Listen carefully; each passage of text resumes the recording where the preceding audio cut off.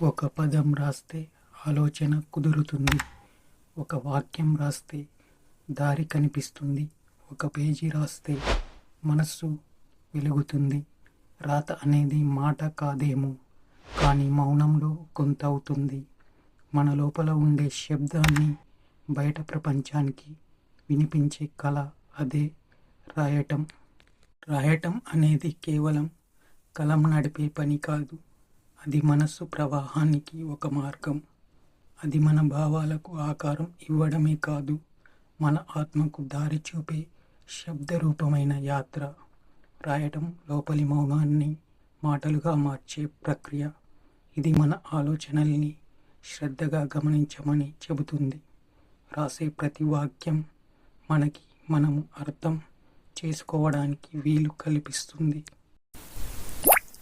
మనలోని భావాల్ని బయటకు తీసే మార్గం రాయటం. మన ఆనందాన్ని, బాధను, ప్రేమను, కోపాన్ని మాటల్లో కానీ చర్యల్లో కానీ చెప్పలేనిది రాయటంలో బయటపడుతుంది. ఒక డైరీ మన రహస్యాల చుట్టూ తిరిగే మనదైన గ్రంథం. ఒక లేఖ మన హృదయాన్ని మాటల రూపంలో పంపే స్నేహదూత.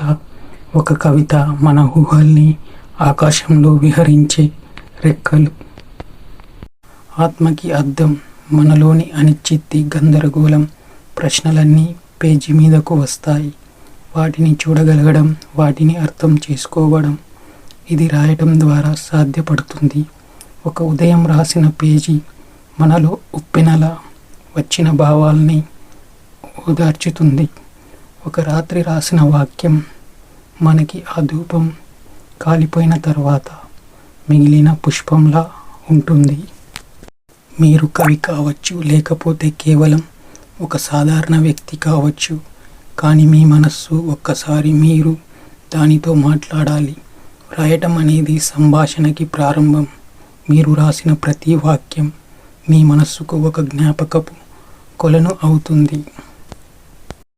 ఒక పదం ఒక మనస్సును మార్చగలదు. ఒక వాక్యం ఒక జీవితం తిరుగుబాటు చేయగలదు.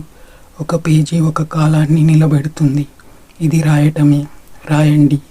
మీకోసం, మీ భవిష్యత్తు కోసం, మీ జ్ఞాపకాలను నిలబెట్టుకునేందుకు.